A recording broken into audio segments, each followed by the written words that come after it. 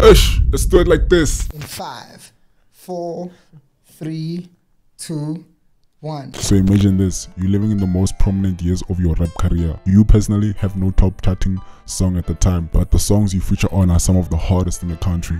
But you're not worried about that. You're regarded as a GOAT, greatest of all time. Everyone loves you, and they consider you a pioneer in many industries and one of the best rappers to ever do it in the country. Your fame and your popularity has landed you to partner up and build a haircutting company. You must be proud of yourself, because in just a few years that company would go on to beat the competition and dominate the haircutting scene, bringing in millions in profits.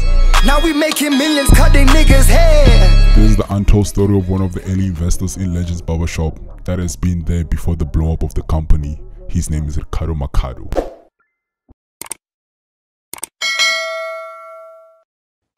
Disclaimer. Before we get started, we would like to say that we know that the founder/CEO of Legends Barbershop is Sheldon Tachel, and a video on him is coming soon. But if you'd like the video to come sooner, let's get this video to 1,000 likes. Now let's continue with the rest of the video.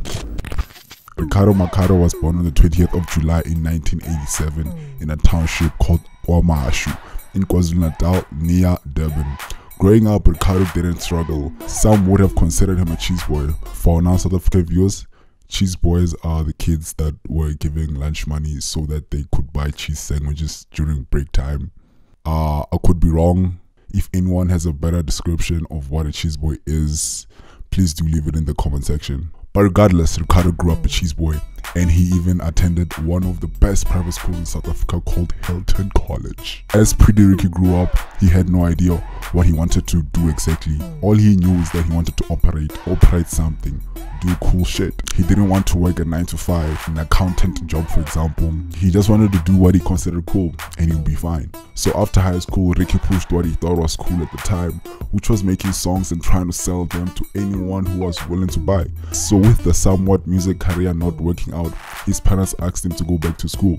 What they wanted him to do was go to university and get what they considered a proper degree in accounting or marketing or something. But he didn't find that cool, so he opted for AFDA, a popular film school in South Africa, where he would spend the next 4 years being a student there and learning about all the different strains of filmmaking. Like, I was at film school, so what happened was they were trying to take me to university.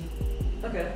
Not they were trying to take me to, it was time to go to university. Okay. I was like, no, you're not trying to take me to university. What I'm gonna do, I'm gonna go to film school. But like, that was just the way to run away from like doing accounting or whatever, right? And then when Ricky was in his last year at AFDA, he was asked to score movies they were working on. Without thinking much of it, he agreed. Then before he finished scoring a handful of movies, he realized that he actually loved making beats, and sometimes he would go as far as laying some lyrics on the beats he would make. So fast forward, after graduating, he started pursuing the music career for real. He was able to gain some traction after he dropped the song with Dallas, a high school friend of his. Although the song gave him some bars, he still felt as if he didn't make it, and that was the case. He hadn't made it yet. I be at the barbershop, I be at the barbershop, I be at the barbershop, I be at the barbershop, I be at the barbershop, I be at the barbershop, I be at the barbershop, I be at the barbershop.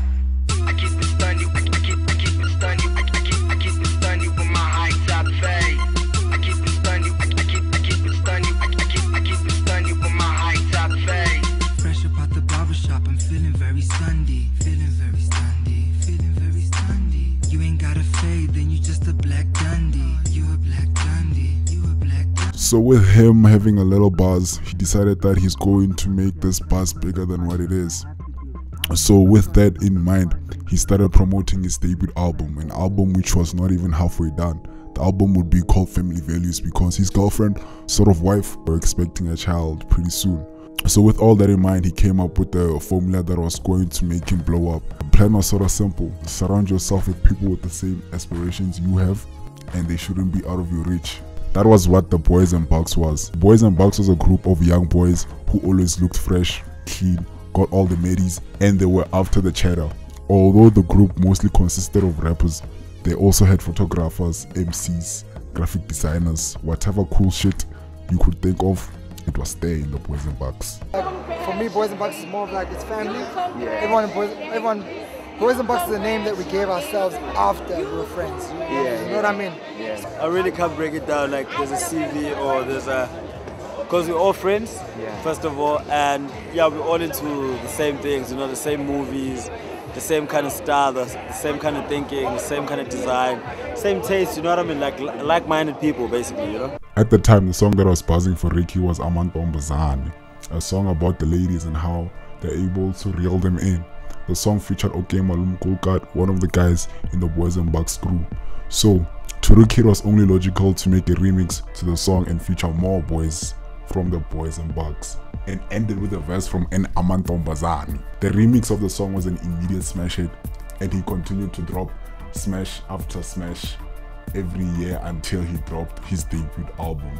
The debut album did go gold according to South African standards. What this means is that Riky Rick was able to sell more than 20,000 copies of his album, and in his case it was himself selling the copies. First, he did try the traditional way of selling albums to retail stores and let them sell it for him, but it didn't give him the outcome he wanted. The second method he tried was selling it on the interwebs, iTunes to be exact, but also that didn't move the volume he wanted. He only found the success when he said to himself, let me do it the way I used to do it back in high school.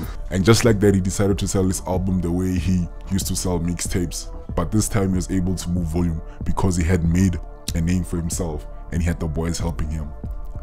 Buffett, I'm telling you, this thing is rough. People don't have money. We're trying to make some cheese, trying to make jobs, trying to make opportunities. But check it out. Let's make this thing easy, né?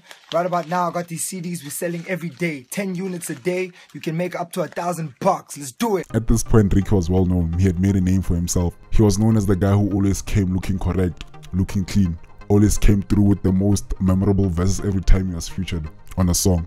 And he was considered a great performer. With his newfound fame, he went on to drop more bangers and collect some awards, which he decided that he does not want them if these niggas can buy them. Him achieving his goals and having every shoe ever wanted, it is when he decided to start a legacy, something that will live on even after his death. And that thing for him was Cotton Fest, an event that would host all the artists on the spectrum, from the biggest in the game to the ones who are just getting started. Cotton Fest would be the ideal event for him to perform at, along with his artist friends. Cotton Fest was really came out of frustration. Yeah. Like most of my work mostly comes out of frustration. Yeah. Of something not being there, something not being the way that you would like it to be. Yeah. Like going to perform at shows where, no offense, but the DJ, like you're a hip hop act and the DJ before you is playing an hour of my piano and the DJ after you is gonna play an hour of, you know, of deep house, no offense, right? And I felt like those are not spaces that are sort of helping our youngsters that are following our paths. It's not helping them much because they can't get the love that they deserve on those type of platforms. So I just wanted to create a platform that was really for urban kids that felt like the mainstream wasn't creating spaces for them. And Cotton Fest was really made out of that. First Cotton Fest was a major success, so much so that all the tickets and apparel sold out. The second Cotton Fest came back bigger and better. Bigger venue, more artists, more vibes. It was just correct. And it too sold out. With the momentum from the first two, Cotton Fest has made a name for itself and was able to host the third one, even after his untimely death. May Rikhado Muziwendlovu continue resting in peace. But there's no ways 2022 was going to continue without Cotton Fest. No ways. No ways. It's bad. We had to do it. And this time we're doing it different. 3 stages. And that brings us to today. Mr. Makhado was able to achieve a lot while he was still alive. He had it all: a great wife, kids, a successful business that are still up and running. And one thing that we all can learn from Ricky's story is that you're never too young to start and you're never too old to start. And oh, before I forget, somewhere in the midst of all of that, he became a good friend with Sheldon and became one of the early, if not first, investors in Legends Barbershop. A video on Sheldon coming soon. Mike, what sound is that?